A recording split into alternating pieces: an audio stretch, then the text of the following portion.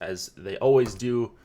We are, of course, presented by Yahoo. We love Yahoo Daily Fantasy Sports. We're going to talk about the football contests at some point during the show. $1 Million Baller once again this weekend. Me and Adam are pretty excited to play it. Adam, how are you doing? Doing good. Excited for today to have two 7 game slates. I always enjoy at least having some baseball to sweat during the day while I work on the night slate. Yeah, can't beat early in the day baseball, I suppose. And it looks like we actually have some decent options across the board. So a little bit better pitching on at least the early slate than we had last night on the main Could slate. not be worse. So Yeah, that was bad. So we've got lineup study pulled up right now. Was a tough night for I think a lot of us. I had a really rough night. Once again, Alex cashed 17 out of his 150. Um, it was it was it was a pretty ugly slate. And if you played St. Louis heavily, which Alex ended up doing, I was telling Adam before the show. If you go to his lineups here, let's see, team stacks. So like his main stacks, he had 68 St. Louis five mans out of 150 lineups. So very heavy on St. Louis. That obviously didn't work out 2 nights in a row. That's kind of how my crunch looked as well. Where did you end up on St. Louis? trying to pull it up now, but I think they were one of my highest stone stacks. I don't think I went as heavy. I had I don't know. It's not loading right. Here, I think I've got you pulled up. Um, Man, I always click on the wrong things here. Okay, so team stacks, ship my money. You had 25 St. Louis five mans. Um, Man, none of them cashed. Unbelievable. A Coors team with a 8 implied total, and can't even get one of those to cash. So if you faded St. Louis, you probably made money last night. Um, I did not fade St. Louis. I did not make any money last night, but it looks like you were pretty spread around with Houston and Tampa, 15 and 13, or I'm sorry, 15 and 11, five mans of each of those. LA, you had 13. So were you pretty happy with how your exposures ended up last night? 16 Atlanta as well. Yeah, I was pretty happy offensively with where I ended up. The one thing that I was upset about was I liked the Diamondbacks and Mets game, but Vegas obviously didn't. Projections didn't. I tried to bump them and get more, but I just still barely got there. So it was kind of frustrating watching the Mets go off. But overall, I was pretty happy bats wise where I got to. It obviously didn't work, and pitching didn't do Yeah. anything. I mean, you had a bunch of good teams and a lot of stacks of a lot of good teams, and then a Coors team as well that dudded for the second night in the row. And we've got them on the early slate, so we'll touch on each of the 14. You guys touched on the early slate on the Early Bird podcast last night, right? Yep. Okay, so we can just brush over those games really quickly. If anything's changed since last night or anything you forgot to mention, we can just go through those, and then we'll go through the 7 game main slate and maybe go over those a little bit deeper. But we're going to have the deeper dive with you and Laffy. We're going to have live before lock with myself and Josh, I believe it is. Football going on today. Emacs got Spotlight Hitters article out as well as a Showdown article. So go read all of those. Spotlight Pitchers is out. We've got everything. Pretty normal day of content. There's just a Showdown NFL game. You going to get into Showdown and all the night? You weren't on it last week. No, I don't think so. All right, you're holding out. Probably the right call. But if you are looking to play some NFL tonight, Yahoo, in addition to their MLB contests, they do run some Thursday through Sunday NFL contests as well that lock. They overlaid pretty heavily last week, so I would suggest getting into these. We were talking about the 5K to first, $10, only $100 investment here, 10 max, because basically every tournament on Yahoo is a 10 max, and you can win 5K to first. Pretty decent flat payout structure in this tournament. 5K to first, 2K, and then 1K to third. But yeah, go check those out. They've got a $1. They've got something at every price point for everyone, and of course they have the no management fee tournament for MLB today, 3K guaranteed, $30 total investment if you max it, with a chance to win $400 for the first place prize. Not going to find better tournaments than management fee free. So go check those out on Yahoo. Anything more we should talk about on lineup study, or should we get into these games? No, I think we can start on the games. All right, cool. Let's start with Milwaukee and Miami. We have Gio Gonzalez going up against Caleb Smith. Gonzalez 6,700, Smith 9,200.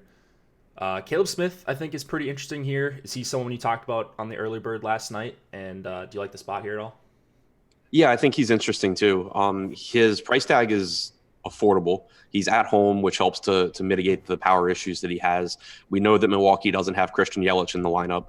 They have a lot of kind of weak right-handed bats. Tyler Austin has some power, but he strikes out. Hernan Perez is average. Jacob Nottingham is a backup catcher. Orlando Arcia is not a great hitter, and then you get the pitcher towards the bottom of the order. So not the scariest lineup. And I really just think that the pricing on Smith is really affordable. He has a 28.4% strikeout percentage for the season, 4.22 Sierra. I like Smith quite a bit. Oh, I muted there for a second. I think Yelich, no Yelich in the lineup, of course. You're showing him on the screen right now. We are showing him on the screen. But he's not going to be in that lineup, of course, with the fractured kneecap. Pretty brutal injury there. Smith's going to face a bunch of righties. Doesn't go super deep, but I like that he's priced under 10K here. I think I prefer him over. Well, I don't know if I prefer him over a guy like Giolito, but with the savings, I think you can make a pretty good case. I think he's a better point per dollar play. Yeah, 100%. Gio on the other side at 67, 4 implied total here for the Marlins. Is he a guy you think you'll get to on the early slate? I might get to a little bit. I mean, it's only a 3.8 implied run total for Miami, but it is an entirely right-handed lineup most likely, and they're still not good, but against left-handed pitching, they are better just because they have so many righties. Some of them do have power. They're a little bit better at putting the ball in play. Gio, pretty average pitcher. So I don't mind getting to some Gio, but I don't expect him to be like a staple of my lineups. Yeah, I'm going to look and see if we have ownership for the early slate. I didn't hear it pop up. Did you see if we have anything for the early slate just yet? I have not. Okay. We do. 27 minutes ago. Cool. Let's see. Wow. Musgrove. Classic.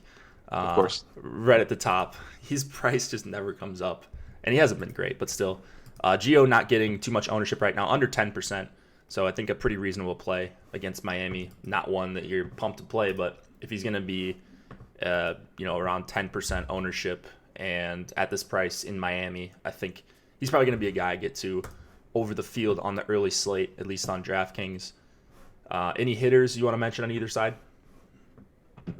I mean, Kane is a pretty good value leading off. He's only 3,600 on DraftKings. Ryan Braun at 4K is a solid value. So is Grandal catching. So I think that in lineups you don't have Smith, there is some solid value in the Milwaukee lineup. On the other side, it's the Marlins. I mean, you can look to like a Jorge Alfaro probably batting 5th. You can look to Garrett Cooper. But overall, I don't think it's that appealing of a game for bats. Yeah, I don't really love bats here. You mentioned one guy that I think needs to be pointed out as a really good value in Lorenzo Cain leading off. Let's go to the Yankees and the Tigers. This is the first game that's been on a real slate for this series so far because they've had the early starts in Detroit. But we've got the Yankees at a 6.5 implied total going up against Detroit, 4.1 implied total, 6.5 implied total against Matt Boyd. Do you agree with that at all here for the Yankees? I think a lot in this game is going to depend on the lineup because this is it's like a traditional doubleheader for the Yankees. So in one of these games, there's a chance that you get a really watered down Yankees lineup. My guess would be that it's the second game, but that's something I think to really pay close attention to. If you get their full lineup here, I think it's a brutal spot for Boyd. He obviously has good strikeout stuff, but his one flaw all year, his one consistent flaw all year has been that he gives up too many barrels, he gives up too many home runs, and now you're talking about a Yankees team that has, Judge and Torres and Encarnacion and Sanchez and Voit, just so much right-handed power in this lineup. So I think it's a really, really tough spot for Boyd and a good spot for the Yankees. Yeah. I mean, you mentioned it. If the Yankees do have a normal lineup here, I think Boyd is pretty much unplayable at 10-5. If this is the one where they do put the watered down lineup, he probably becomes more in play. But I think it's still rather drop down to Smith, unless it's just like the worst Yankees lineup we've seen, Right. or something like that. But can't really get to Boyd. Love the Yankees bats, really all of them. The total says it all. What about Hap going on the other side? $9,400 against a bunch of righties here for Detroit. He's really only going to see maybe one or two lefties in this Detroit lineup. Would you prefer Smith over a guy like Hap? Yeah, I prefer Smith just because Hap doesn't strike guys out. He has for the season a 20.2% strikeout percentage, 4.79 Sierra. I mean, pretty clearly a worse pitcher than Caleb Smith. The matchup is obviously good, but it is a right-handed heavy lineup too. So not like that's likely to do him any real favors either. So 19.9% strikeout percentage, 233 ISO to right-handed hitters this year compared to 21.2% and 149 ISO to lefties. So it's the Tigers, but he's clearly priced for the Tigers, and I think that salary is more expensive than Hap should really ever be. And Hap's not getting too much ownership either, right in that GO range, 7-8%. He's probably going to stick around there. So just a little bit too expensive, even going up against Detroit. I'm pretty good with avoiding him and probably avoiding Detroit bats if Hap's not going to get a lot of ownership too. Anything more we should touch on here before we move on? Candelario as a value option, assuming he's hitting somewhere around fourth, is decent from the Tiger side. Yeah, Josh would be proud. That's Josh's guy. $3,100 Candelario, third base. I'm guessing he's probably minimum salary on Yahoo. Yep, $7 on Yahoo if he's batting cleanup. Not a bad option. Arizona and the New York Mets. We've got Alex Young going up against Marcus Stroman. Diamondbacks, 3.6 implied total versus Stroman. Mets, 4.4 implied runs versus Alex Young. What do you think of pitching here on either side? It's a little bit tough on DraftKings, both of these guys' prices, but do you have interest in either one? I think it's toughest on DraftKings. Like I still have, just because of the slate, a little bit of interest in Stroman. He's not normally someone that I would look to roster at 8,800, and I do think it's a bit of a prohibitive price point for him. But he is really good at preventing runs. The Diamondbacks' offense is below average as far as production goes.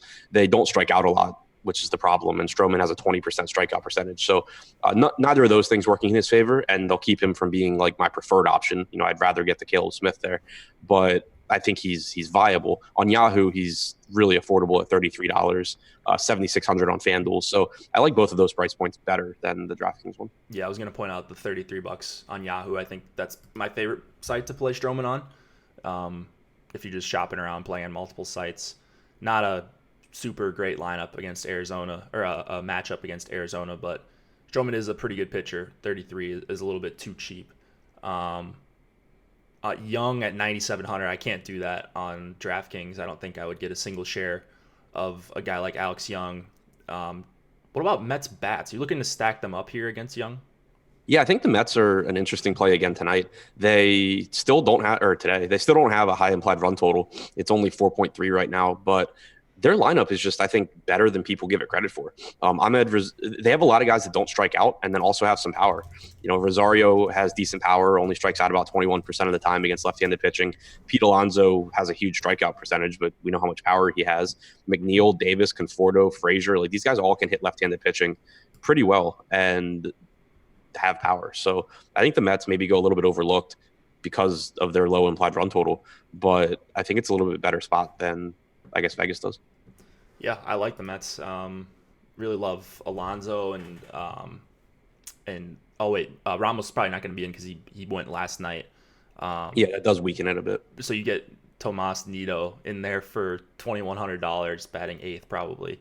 So I guess just a guy you can throw in a stack, but I think quality prices for the guys you want to play here: Rosario, Alonso, JD Davis. I'm fine playing the lefties as well, McNeil and Conforto, especially in a stack. So I do agree. I like the Mets stack as well. Any one-off hitters you're targeting against Stroman? I don't think so. Eduardo Escobar's price tag came down a bit. Josh Rojas is a good value. I don't think either of those guys are core plays or anything, though. Yeah, Stroman just a guy I hate targeting against in general, so I usually ignore the other team unless it's a different circumstance. But here on a 7-game slate, I don't think you need to go crazy targeting against Stroman, especially with the 3.6 implied total for the Diamondbacks.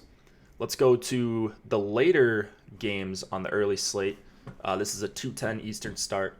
We've got KC and the Chicago White Sox. Jorge Lopez going up against Lucas Giolito. 3.5 implied total here for KC. 5.1 for the White Sox. Cool down. Actually, it's not going to be cooled down. It is just under 80 degrees in Chicago, but the wind is blowing in from left. Giolito at 11.9. Can you justify that price tag here? I think it's going to be tough to get there with there being a game in Coors, but I don't think there's a problem with the price tag. Like, Giolito is really, really good. If he were less expensive, it would kind of just be too easy, it seems like. So I think the price tag's fine. It's just in tournaments where you're trying to get as much upside into your lineups, and normally that comes through bats. It might be a little bit tough to get there, but there are cheap guys you can pair him with, like Lopez and Musgrove, to where you still have, $4,200 or around there to work with on DraftKings. So I think it's doable. Yeah, Giolito has been incredible the entire season. We've talked about it every time we've been on. Almost a 32% K rate. Hasn't given up a ton of power. Has worked on the walk issues he's had earlier in his career. So a lot of respect here, even against a bad team at 3.5 implied total. I'd love to get to a bunch of Giolito, but right now at 24% ownership on DK, I think it's going to be difficult when I start filtering out my lineups for the early slate to get to a bunch of Lucas Giolito. So, of course, I try to prioritize bats, Adam. You are usually trying to prioritize bats as well and just stacking up the best teams. So that's going to make it difficult for me to get to that 24%. Would still like to get to some Giolito because there are teams we can full stack, like Miami or Milwaukee against Caleb Smith. If you're going that route and looking to get leverage off of a chalky pitcher, the Mets are affordable, so you can make it work with Giolito. You're just not going to get the top of the line bats, and he's getting played a bunch. So really the only guy I'm looking to target against Giolito is Mondesi at 4,500, but that's just because I play him against whoever. It's a pretty good price. Jorge Lopez at 5K going up against the White Sox. Let's see where he's at on the early slate ownership. He is right near the top, almost 30% ownership for Jorge Lopez. But is he your favorite cheap option on the early slate? I prefer Musgrove, but he's right behind Musgrove for me. The White Sox, they're a good matchup as far as upside goes. I think he gets a little bit overstated as far as, like, they're not easy. They have some good hitters in the middle of this lineup that have power.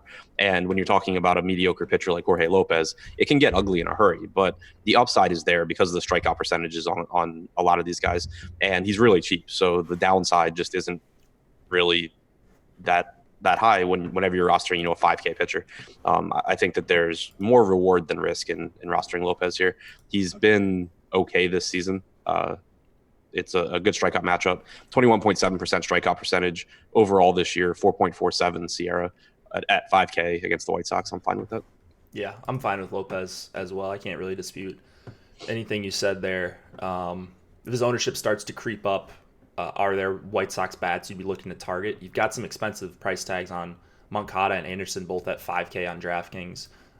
Looking over on Yahoo, the White Sox are actually really expensive in total, at least for, relatively for the White Sox, what we've seen them be at. But are you looking at White Sox backs on the other side as leverage? Yeah, so I think the priority against Lopez would be left-handed hitters. 401 WOBA, 249 ISO allowed the lefties. So Moncada obviously jumps out. He's expensive, like you said, though. But, he is a good hitter. Against righties, he's been better at limiting production, but he has still given up power with a 185 ISO and a 207 expected ISO. So you can still, look to Eloy Jimenez, who's cheaper than his upside. Like, I think Jimenez is probably the best, the most favorably priced hitter on the White Sox. I think Moncada is the best hitter if you were just grabbing one hitter. Yep, I do agree with that. What about I mentioned Mondesi. Anyone you want to brush by on KC against Giolito? Not really. I mean, I'm with you. Mondesi's fine. He's 4,500, has some power, steals bases. Giolito figured out how to hold runners, so it's not like previous seasons where if you got on base, it was an automatic 10 points. But Mondesi will probably try anyway, so he's fine. All right, let's go to the premier game on the slate, the premier game on basically every slate where we have one. Coors Field, St. Louis and Colorado. For the third straight day, we've got St. Louis with a implied total above 7 runs, 7.1 to be exact. So they've come down a little bit. 5.5 for Colorado. Miles Michaelis going up against Tim Melville. Once again, St. Louis in just a phenomenal spot. Highest run total on the slate. What are you doing with St. Louis here? You just playing a ton of them again? Not worried about it? Yeah, yeah. It doesn't matter what happened yesterday. It doesn't matter what happened the day before. The reality is we know that St. Louis is a mediocre offense, but they're in a really good spot, and it's the best spot today, just like it was the best spot yesterday, and just like it was the best spot on Tuesday. So going right back to it, hopefully some people shy away. Tim Melville's not anything that you're expecting to do well here, so just right back to the Cardinals. Yep, it's either going to be the Cardinals or the Yankees as my top stack. I would assume both of those teams, as long as we see a normal lineup for the Yankees, both of those teams on the top stack tool are probably going to be under-owned teams. And when it's chalk, but it's still under-owned chalk, I am more than willing to play it. Like I did last night, had a ton of Cardinal stacks, didn't work out. Did the same thing 2 nights ago, didn't work out, of course. But that doesn't mean you shouldn't play it again today. So people get caught up in that. Baseball is a super tilting sport, especially when Coors Field happens and teams bust and teams go off out of nowhere. But I think this is a spot where if you're multi-entering, you have to have exposure to. If you're playing more than a few lineups, like you just have to have some of these Cardinals bats. They're in too good of a spot. In the long run, it will work out. I think playing this spot over and over again, even though it hasn't lately, and not even that restrictive of pricing here on some of these Cardinals. Fowler at 45, Wong under 5K. You're not seeing a lot of these guys priced up at almost 6K like we do sometimes in Coors Field. So just as many Cardinals as possible. It's gonna suck if they don't score runs, but this is what I'm doing on this slate. What about Colorado on the other side though? Pretty modest implied total at 5.5 against Michaelis. Yeah, they haven't been getting a lot of ownership in this series either because I guess in part because the implied run totals have been relatively low for Coors Field, but I think it's still a pretty good spot here. They don't have great hitters throughout the lineup, but the top 4 are all good. McMahon, Tapia, Hilliard all give you at least some sort of upside, and they're really cheap. And the thing that I like is Michaelis isn't a strikeout pitcher. He's a pitcher that is decent at preventing runs, but he doesn't strike guys out. And the thing that makes Coors Field such a good hitter's park really isn't the home runs. It's that the outfield is massive. The infield is really fast. When you you're just going to have a much higher batting average on balls in play in Coors Field than in other parks. So when you have a pitcher like Michaelis that's letting you hit the ball and relies on you making outs on balls in play, it can get it's really dangerous for guys like that pitching in Coors. So even though they only have a 5.5 implied run total, I do like the Rockies, especially because they're really, really cheap too. Yeah, the Rockies look really nice as well today. I haven't been on them the last couple days, but today is going to change that. On the early slate, I'm not really looking to play too many super expensive pitchers. A lot of my lineups will start off with like a 9K guy, like a Caleb Smith. So it's just going to lend itself to playing a lot of St. Louis, of course, but also Colorado. And they're getting some ownership on this slate right now. You're seeing 3 guys for Colorado over 20% ownership in Arenado, Blackman, and Trevor Story. And those would be the guys you'd want to play. So you're probably going to get some good values on a guy like Hilliard, assuming he's in the lineup at 3,600. But Colorado looks great to me as well. Just a pitcher that's going to allow you to put the ball in play. And like you mentioned, Adam, the BABIP goes up in Coors Field because of the thin air, and it's just a massive park, great park for doubles and triples and all that as well, outside of just the home runs. I don't even think, do they even have the best park factor for home runs this season? No, I think they're 3rd maybe. Yeah, that was a weird stat when I can't remember if it was you or Josh that told me that a few weeks ago, but yeah, I know Rogers Center, or yeah, I guess they're still calling it Rogers Center's first. Is it really? Yeah, for home runs. Wow. Is it that much shorter? I think of that as like an average pitch or hitter's park, but yeah, I'm not really sure what the reasoning is, but yeah, for home run park factors this year, it's Toronto, Baltimore, Washington, and then Colorado. Wow. All right. Well, there you have it. And then Yeah, and then the White Sox round out the top 5. Okay, that makes some sense. For runs, it's still clearly Colorado by a mile. Yeah, that makes sense. Let's go to actually, who's your favorite bat in this game if you account for ownership and everything? Who's the guy you think you're gonna have the most exposure to in the Coors game? Probably Ozuna. I like that call, just because he's priced up, and I think, let's see, where was he at? He was at 30% ownership on the first run, but as good of an option as you're going to find today.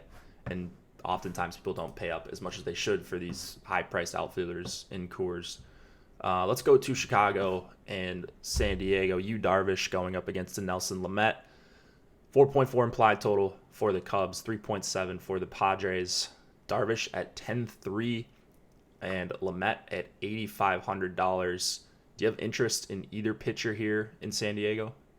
I have interest in Lamet. His price tag finally came down on DraftKings. He's been favorably priced on Yahoo for a while, and that didn't change today. He's still 36 there. He's still 8,200 on FanDuel. But on DraftKings, we'd been seeing him up over 10K. Now he's back to 8,500, and that's a really appealing price point because the strikeout stuff is really good for Lamet. He's got the third best strikeout percentage on the slate behind Giolito and Boyd. He's struck out 30.1% of hitters this year, 3.93 Sierra. The issue is just that he's going to throw like 90 to 95 pitches. He's basically Chris Paddock in that regard. Outside of the one game where he had a no-hitter going into like the 7th inning, they let him go over 100. But you shouldn't expect more than 90 to 95 pitches, which is an issue when you're talking about someone that strikes out as many guys as Lamet does. He's not really going to get deep into games. But when he's only 8,500, that is a much, much better price point than when he's over 10K. So tough matchup against the Cubs. Just a good offense. But I really like the strikeout stuff and the price point for Lamet. I think you can make in some lineups, if you don't want to go to the really popular cheap guys like Musgrove and Lopez, I think you can probably get some pretty decent stacks, even combining like Lamet with Caleb Smith. I really, really like Lamet here. You mentioned the K rate and the price drop, much more favorable to play at 8,500 compared to he's been at 10K at times this season recently. So tough lineup like you mentioned, but when you've got a 30% K rate, you can overcome some of that. And you don't need the 7 innings from a guy at 10K. Like, you only need 5-6 innings, and he can get you 7-8 strikeouts if he's got his best stuff working. So I like Lamet a lot. Darvish, I think, is just a little bit too expensive for me against San Diego. I would assume he's going to get ownership. Where is he at right now? Yeah, right now he's tied with Giolito, and that's just not a price point I think I'm going to get to all that much. I don't know. I don't really have anything bad to say about Darvish or the matchup. It's just a 10-3 price tag for a guy that he doesn't go very many pitches either. Like, he's only gone over 100 in one of his last 5 starts. So where are you at on Darvish? Yeah, I mean, if Darvish was fully stretched out, I would love him here. But because he has really improved since the start of the season. Like, he's not walking guys anymore. Strikeout percentage up over 30% over his last like 14, 15 starts. But the issue is that he threw 72 pitches his last start. Before that start, the Cubs said that they were basically just looking to get him out there, get him a few innings, and then get him out of the game as quickly as they reasonably could. They know that he's thrown a ton of innings this year compared to where he's been at the last few years. They need him, down the stretch in the playoffs. So I'd be surprised if you got more than like 85 pitches out of Darvish, and I just can't pay this price tag for that. Yeah, the Cubs might not even make the playoffs at this rate. I'm looking at the standings right now. There's a handful of teams, Mets, Phillies, Cubs, Brewers, all within a couple games of each other for that second wildcard spot for the play-in game. So we'll see. But yeah, that is a little bit concerning when you're paying 10K plus for a pitcher here. Even though it is a good matchup, San Diego strikes out a lot versus righties. I think they're still over 25%, depending on who's in the lineup. But just a tough price to pay for Darvish, especially when he's getting owned at 24% right now. Bats in this game on either side. We like Lamet, but is there merit in stacking up any Cubs in case things go haywire for him? Yeah, especially at their DraftKings price points. We talked about it last night and maybe the night before. I don't remember where they were on Tuesday, but they're priced just really, really cheap for the amount of upside that they have. I don't think it's a really high probability spot that they have a good game against Lamet, but when you just consider the amount of power and the amount of talent, like if you make a lineup that has Schwarber, Castellanos, Rizzo, Bryant, and then choose your fifth guy, you have a ton of power there, and you're averaging like $4,300 per position. So you can do a lot of really good stuff with the rest of your lineup too. So just from that standpoint, I think the Cubs are interesting. I like it. In my non-Lamet lineups, I'm certainly going to get to some Cubs. Just too good of value there, and I doubt they're going to be owned very heavily on this slate. Let's go to the final game of the early slate, and then we'll talk Maine here, Pittsburgh, and San Francisco. Joe Musgrove, 40+% ownership right now on DraftKings. He is 6,200 in San Francisco against Jeff Samardzija, who is 7,600. Pretty favorable spot here for Musgrove. He's a decent pitcher. 4.4 implied total here for the Giants. Not crazy high. I mean, we're both going to play Musgrove, I'm sure. Where do you think you end up on him right now? Or like, where is he projecting out for you? Is he much better than everyone else in this range? Yeah. Okay. I'm trying to, yeah. Point per dollar, I think Lopez is comparable. Projected points, I have Musgrove a few points higher. Okay. Yeah, I mean, raw point wise, he's going to be the best option in this range. Man, that 40% is, it still seems a little bit high when you're not getting, like, why wouldn't some people pivot over to Lopez if he's getting below 10% ownership or whatever he was at? He's at 27. Oh, I'm sorry. He was at 27. I don't even know who I'm thinking of there. So these are going to be the two guys that everybody goes to that they pair with the Coors bats. But that's kind of the lineup construction I want to be at. So I don't know if I get to 40% Musgrove. Is there anyone else playable? You can't really play Melville. You can't really play. I mean, you could play Gio, I suppose. Maybe. Yeah, Gio would be the pivot if you're looking to make one. Yeah. So I guess Gio's okay. But there's really only 2 or maybe 3 options in this range. So I guess that's understandable. Are you targeting any bats against Musgrove? Or you think it's a good spot for him, right? Like you agree with the ownership and the projection and everything, right? Yeah, I think it's a good spot. He's a decent pitcher. He has like a 4.45 Sierra, 20.5% strikeout percentage. He's not as good at getting strikeouts as I really think he should be or would like him to be. Dan and I talked about it on the podcast.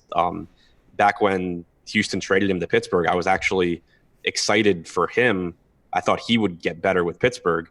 This was before we knew what how good Houston was going to be with their pitching. But and at that time, Pittsburgh still had a good reputation with developing pitchers. So I was really excited. But they just have him throwing his fastball so much. He really should be like if he was back in Houston, I think he'd be really good. But so that's frustrating. But he's still a pretty good pitcher. He's still too cheap. He's in the best pitcher's park, and he's got a good matchup against the Giants. Samardzija, 7,600 on the other side. I can't really make a case for it. A low K guy, again, in a bad strikeout matchup, even with the park. I'd rather get up to Lamet, the guy who has the big upside. So I've got no real interest in Jeff Samardzija. Do you like Samardzija or any bats in this game? No, I'm in the same spot. It's a good run prevention spot, obviously, pitching in San Francisco. He's been better there this year, as you would expect, but I just don't see a lot of strikeouts in the Pirates lineup. I think that he's kind of at a dead price point, too, where it's not that difficult to find the money to get to a Smith or a Lamet, and you can go cheaper and get better point per dollar options. So I don't expect him to be that useful in roster construction either. I agree. Someone in chat says, how do you know the ownership percentage? So it might be new to the stream. If you want to check out the ownership projections that are built by the #1 DFS player himself, promo code MLB Strategy is how you get 50% off your all access monthly package. Promo code is right up on the screen below Adam's face right there. You also get access to projections. We have rankings for the express packages. Go check out our packages. Osmo.com/join is how you see what's up. And we also have the Slack chat. Come say what's up in Slack, as Laffy would say, when you do join us. But we've got a bunch of great tools along with the ownership projections, premium articles from Adam, a bunch of free stuff from myself, cheat sheets, and spotlight pitchers and hitters. So you can kind of get a taste for what it's like to be an Osmo.com premium subscriber. Let's move to the main slate. I doubt we're going to get any lineups, but if we do, we can circle back and see if there's anything alarming that we see in these early games. let's go to the main slate. 7 games here. Uh, let's start with this Yankees game is not on the slate. They're doing a real doubleheader, or like the old Yeah. fashioned doubleheader. So they're just going Yeah, back to that's back. why I'm expecting one of those lineups to just be Yeah, trash. you would think they would do it against Turnbull, but I guess you never Are really they know. even playing for anything? I don't even know what the standings look The, like other than that the Red Sox are out. so I think the Yankees. Let me pull this up. I got yelled at the last I time I think was wrong. Tampa's in the wild card, but if I remember right, they're just getting wrecked by the Yankees still. Yeah, Yankees are 8.5 up on Tampa right now. I think the Yankees have essentially clinched the division. Um, yeah, a couple more wins and they should be there.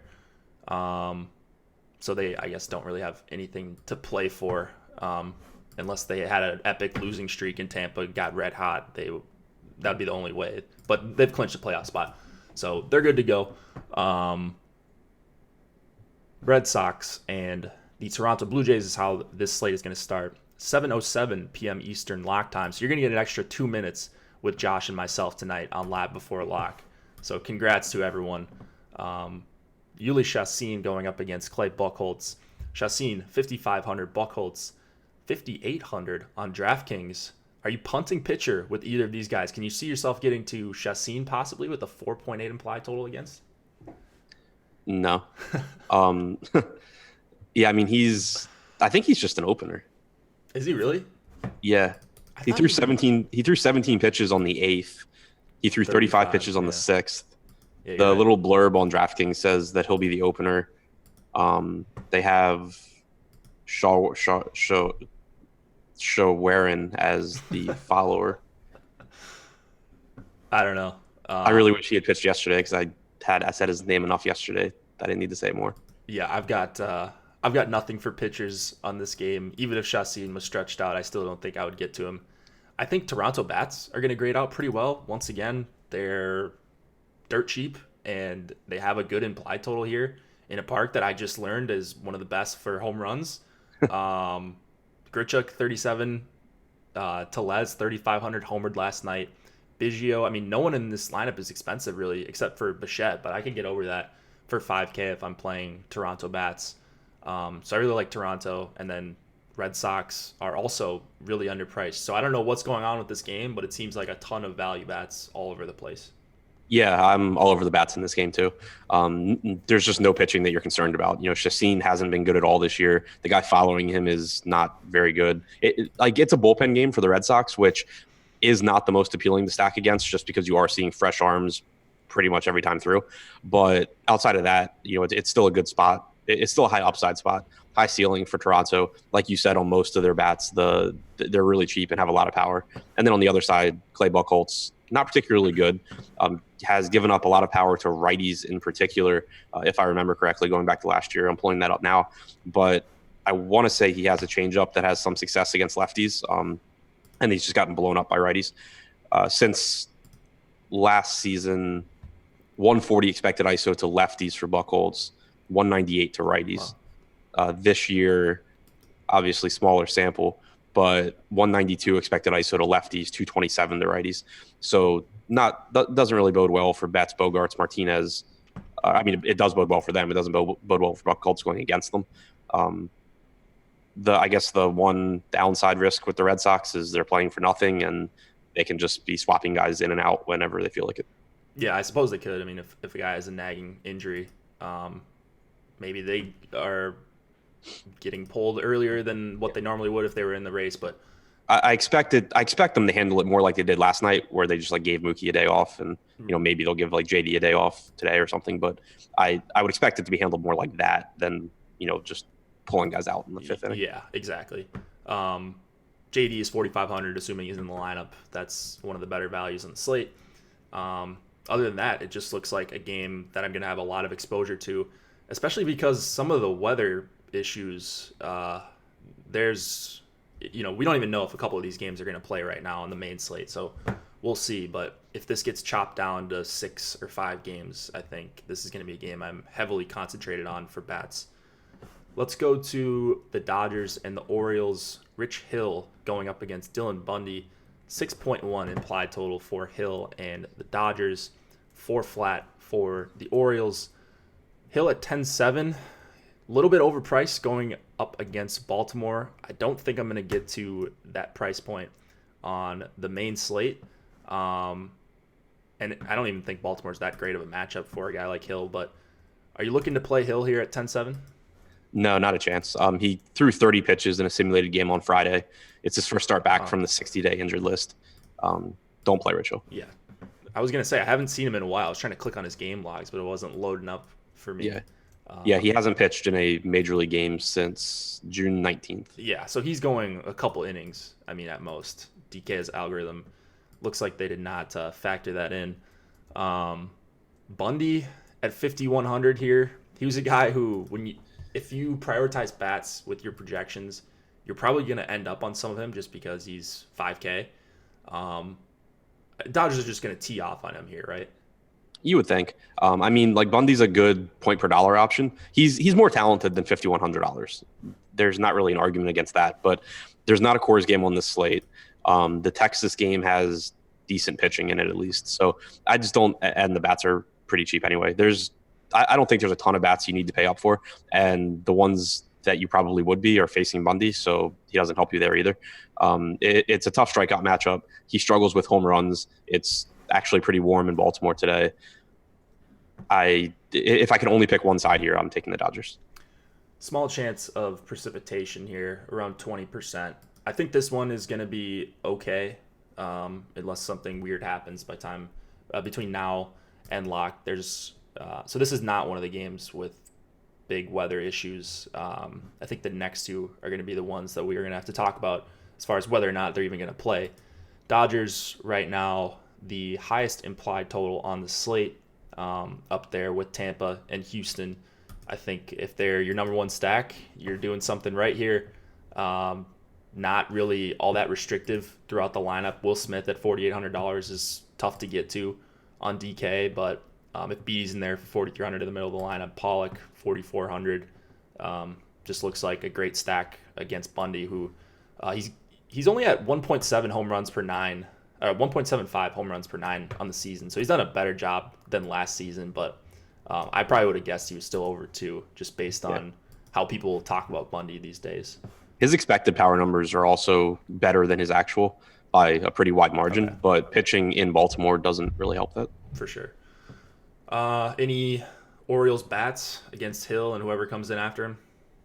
They're pretty cheap. I think Santander at 4K, he's someone that like I've kind of just in my head, it's been like he's good for the Orioles, but like he's good for an Orioles player, but he's legitimately good.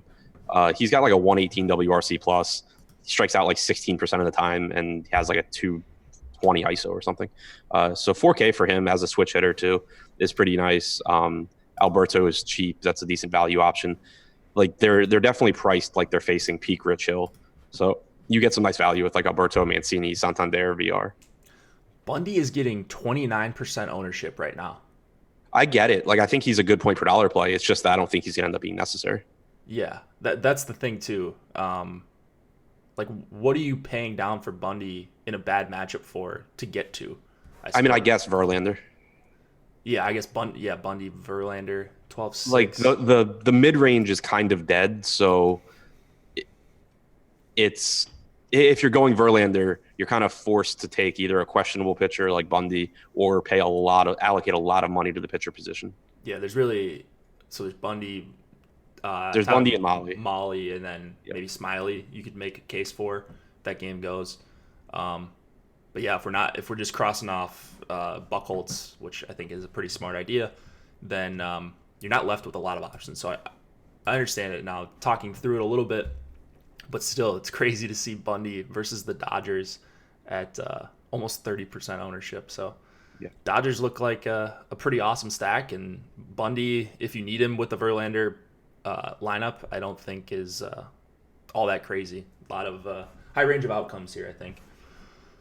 Let's go to Atlanta and Philadelphia. We have a 5.3 implied total here for the Braves, 4.8 for the Phillies.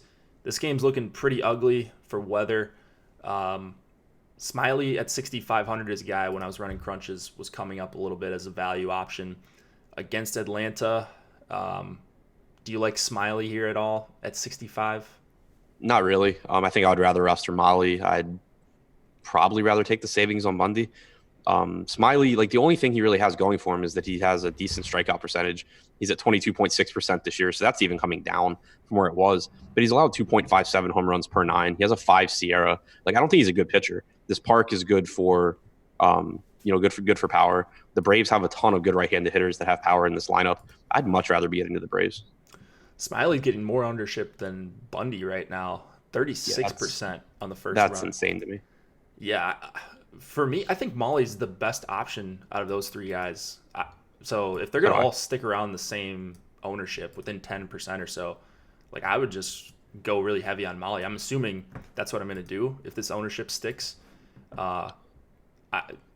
It doesn't really seem all that close to me, but we'll see when projections come out where Alex has everyone. I mean, the only thing I don't like about Molly is that he's probably facing like 6 or 7 lefties. But like if Seattle were right-handed heavy, I would have like 100% Molly today. Yeah, Molly. But and he's still just a better pitcher than Smiley or Bundy. Yeah, he's a better pitcher. He's in a better park. And you've got weather issues with Smiley. Bundy's going up against arguably the best team versus righty pitching with home run issues. I mean, I don't know. And Smiley's matchup is really scary. Lower implied total against Molly compared to the other two guys. So for me, it's pretty clear. When you think about it and you just look at the negatives for each matchup, for Smiley, he's facing the Braves. Like he's facing all these great right-handed hitters. For Bundy, he's facing the Dodgers in Baltimore. And then for Tyler Molly, the negative is he has to face Shed Long and D. Gordon and Malik Smith. I'll take my chances there. Shed Long. You just picked the perfect name. That got me right there.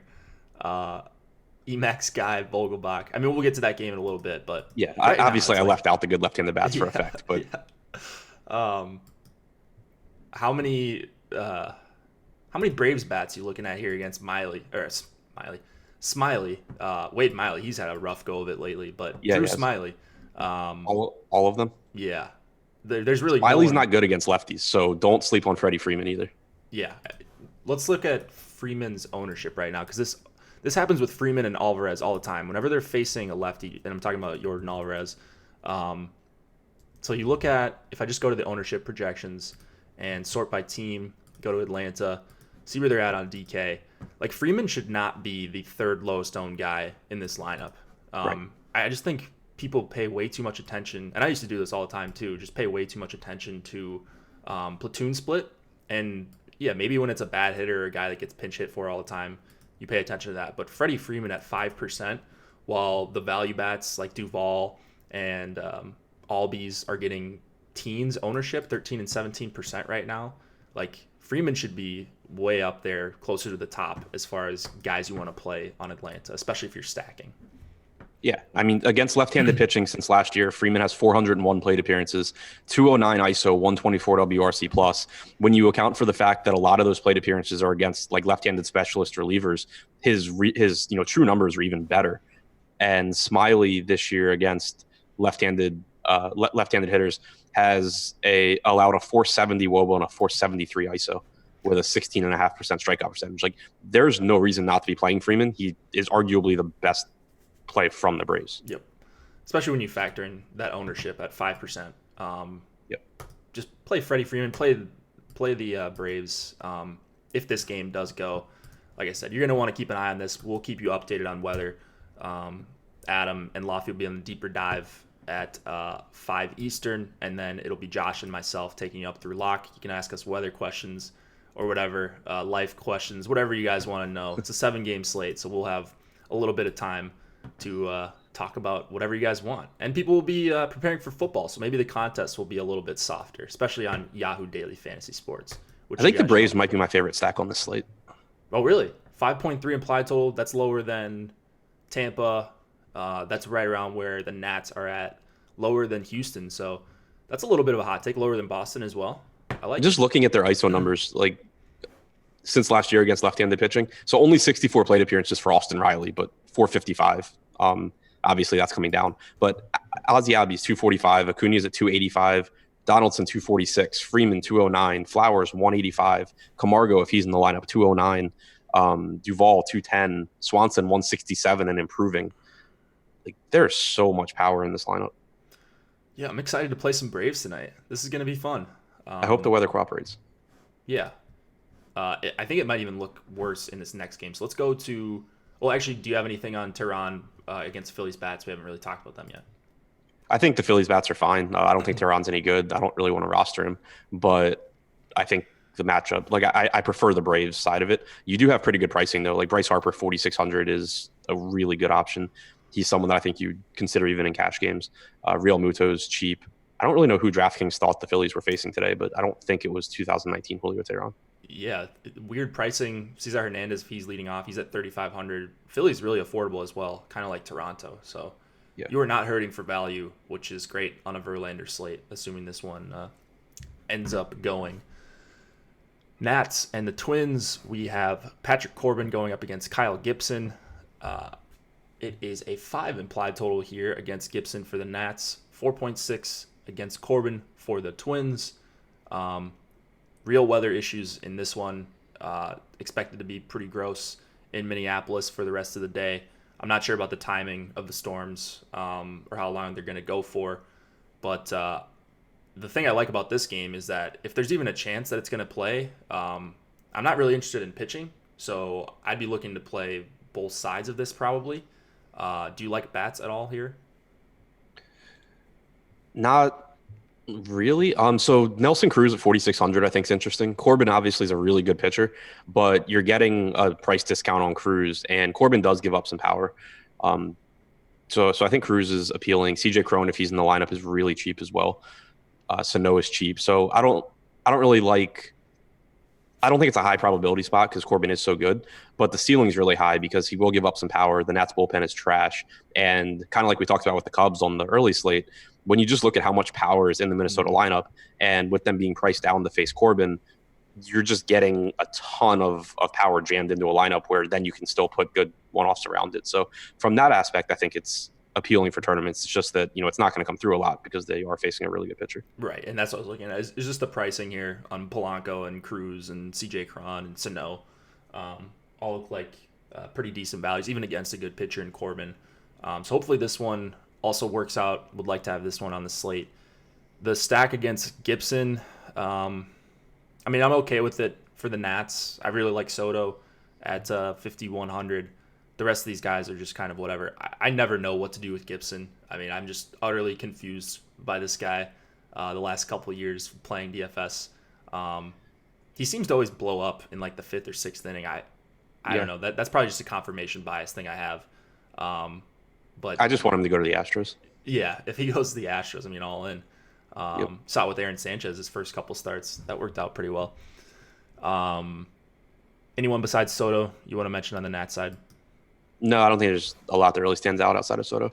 And going back to the point we made about how cheap the Twins are, if you go Verlander Molly on DraftKings, that leaves you $3,900 per position, and you essentially, with that $3,900, could stack the team with the highest ISO in baseball, and then still have money left over for decent one-offs. Wow, I wonder if they're even going to be over-owned then. They might be, actually. I doubt it. Yeah. Well, they're going to have a low chance of being the top stack. So, right. But they're still going to come up as pretty decent values, even against Corbin. Let's go to, what do we got? 3 games left. Tampa and Texas. Brendan McKay going up against Colby Allard. 5.9 implied total here for the Rays. 4.7 for the Rangers versus McKay. You like McKay here at all? Under 8K going into Texas. I know it's a tough spot, but you like when Texas faces a lefty here. Any interest in McKay? I would if he was going to be allowed to go deep in the games, but that doesn't seem like the case. He threw 59 pitches in his last start, went 3 2/3, was pitching really well, struck out 7 in 3 2/3 with 1 hit, and they pulled him at 59 pitches. So seems like he was on a pretty strict pitch count there. They don't really have any reason to force him to go deeper or to go much further. So, even let's say he gets to like 75 pitches, how valuable is that? Obviously if he's striking guys out like he was against Toronto, then great. But it's just really tough to pay basically what his salary would be if he was a full go when he's not. Yeah, upside very capped at 7,900 here. And I don't know. I like Molly, like I mentioned. So that's going to be a guy I go to more often than not. Um, Molly's got more upside and arguably a better matchup here if you just look at implied totals. There's probably not a huge need to get to McKay unless for whatever reason he's not on a strict pitch count. But like you mentioned, Adam, it looks like he's going to be. I'm not looking to target a lot of bats for Texas against McKay. Allard at 7,200, is he a guy you're going to look at on the other side? I think he's decent. It's just it's hard for me to get to him in Texas in a kind of mediocre spot against the Rays instead of just saving like $1,000 and taking Tyler Mahle. Yeah, like he's okay, but I mean Tampa Bay has a 6 implied run total. That's just not a spot where I don't think Vegas is like the end all be all of making decisions in DFS, but a 6 implied run total is a 6 implied run total, and you're not getting a substantial discount on Colby Allard. Right. It's going to be tough to play a $7,200 pitcher against a team with the second highest implied total on the slate right now. So that's just difficult to get around. Where does Tampa rank as far as your favorite stacks? I mean, they are just dirt cheap at the bottom of this lineup. Yeah, they're essentially free. Yeah. I think that Willy Adames is a good play to mix into your stacks in tournaments. He almost never gets ownership, but he's, I think, a better hitter than like anyone realizes. He's someone that we're like, when I'm looking through Tampa Bay stats, I always kind of have to stop and do a double take because he's better than I thought he was. So he's someone that mixes in. He's really cheap and normally doesn't get ownership. But then guys like Tommy Pham, Garcia, if he's in the lineup, Aguilar at dirt cheap, Travis d'Arnaud, all really good options. Yeah, it's tough to avoid Tampa. So if they're getting crazy ownership by the time we get to lock, maybe I look at some other teams like Philadelphia, Toronto, or someone like that as a possible value, maybe even Baltimore. But I mean, it looks like the best spot for value. You look at some of these guys on Yahoo as well. Aguilar at $8. You've got Heredia possibly leading off at $7. Avisel Garcia at $17. I mean, these guys are all pretty good values, and the two guys that are priced up on Yahoo, Meadows and Pham, are guys you're perfectly fine with paying up for in your team. So I do want to kind of correct something I said on Adames because I was going from memory. So against righties since last year, he has a 124 WRC plus.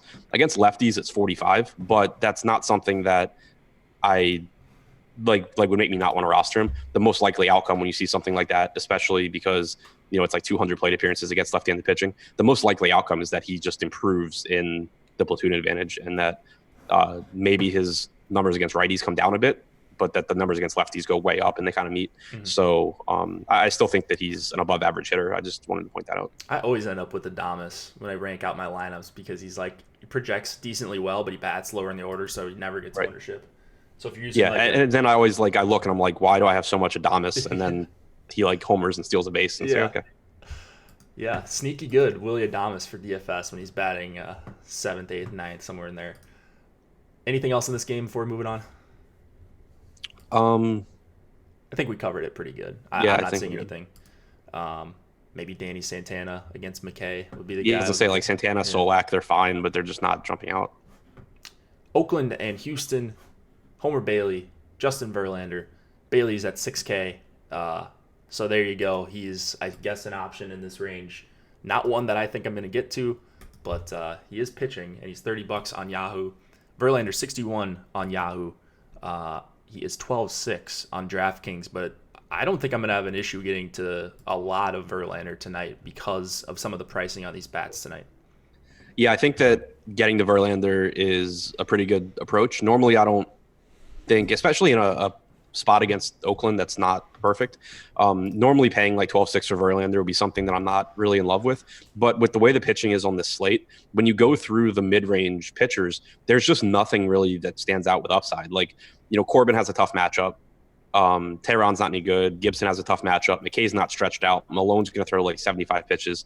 Allard's facing a team with a 6 implied run total. There's nobody here in that range where you're like, oh yeah, I think a couple of these guys have a shot at going for 30 plus.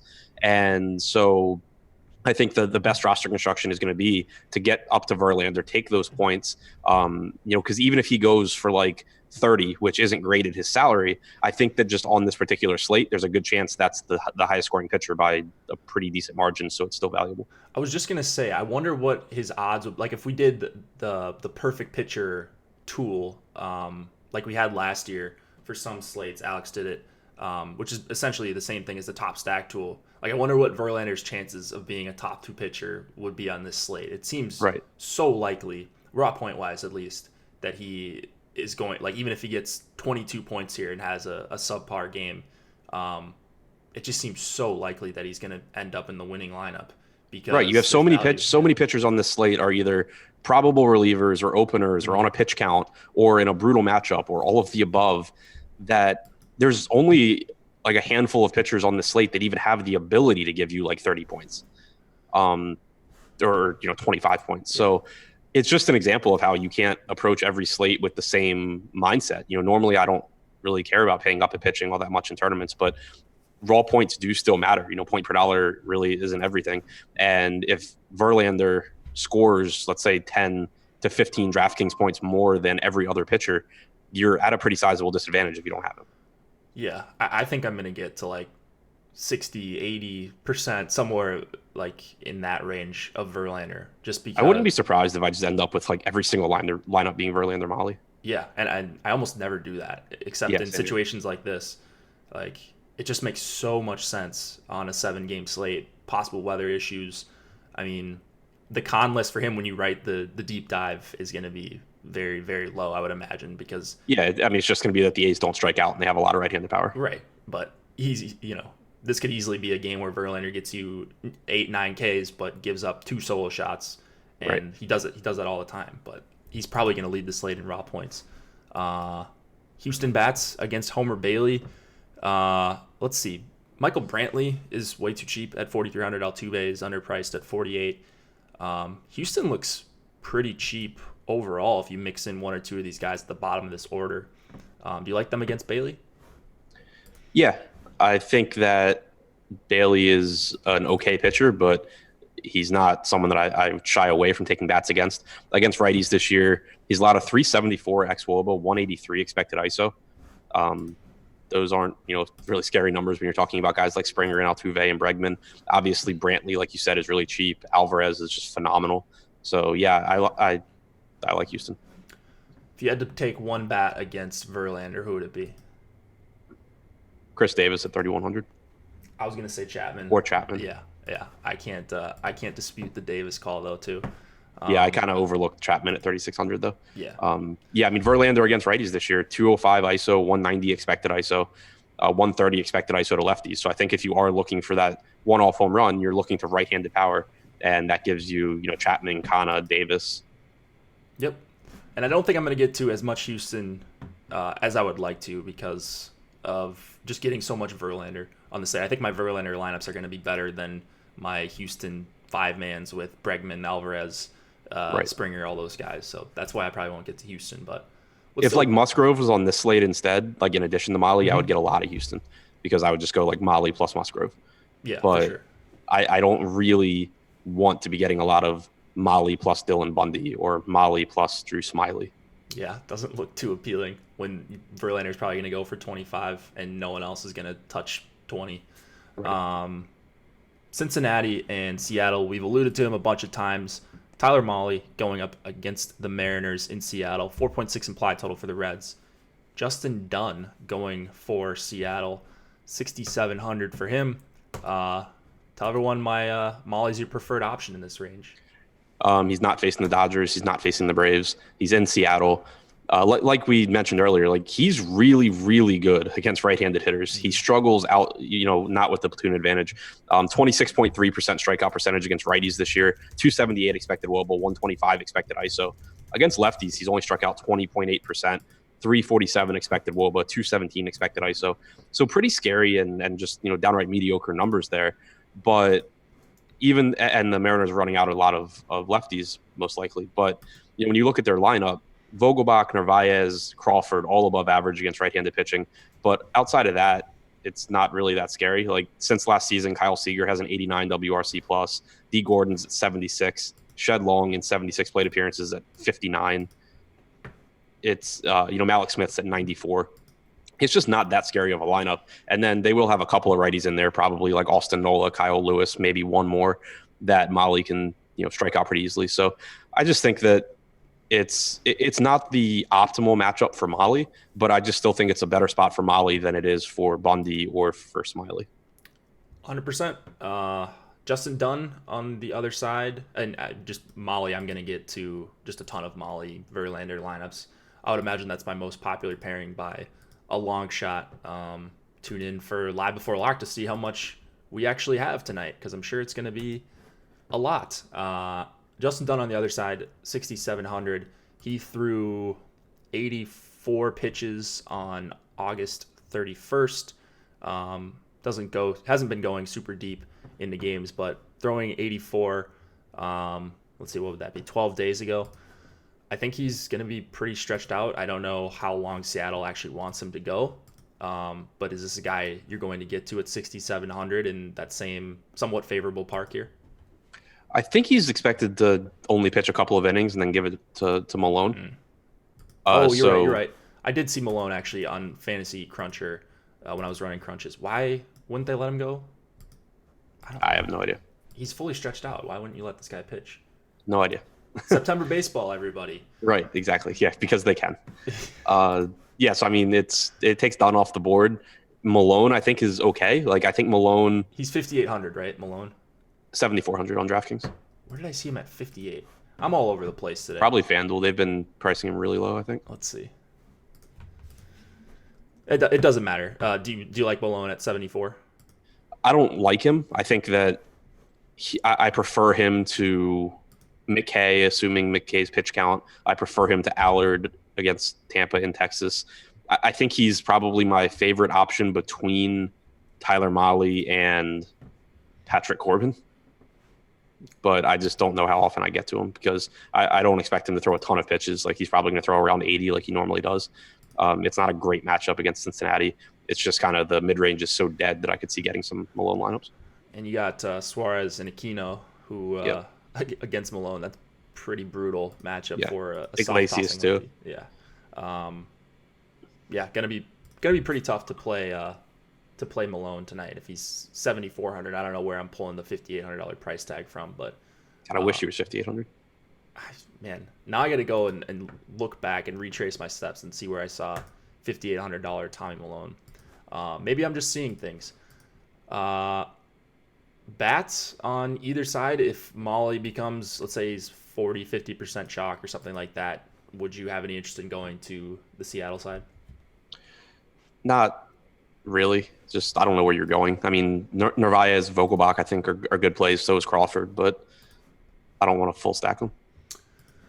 Yeah, I agree. Vogelbach, Narvaez, maybe Seager, I suppose. And then I mentioned Suarez, Aquino on the other side.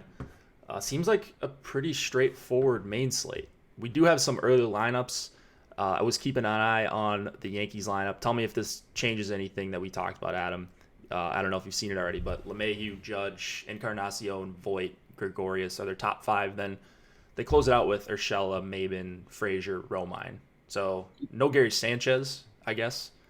Yeah, it's not their best lineup, but it's still a really good lineup. It's not one where I'm looking to take Boyd, and I still will be getting to the Yankees. I think their implied total came down a little bit.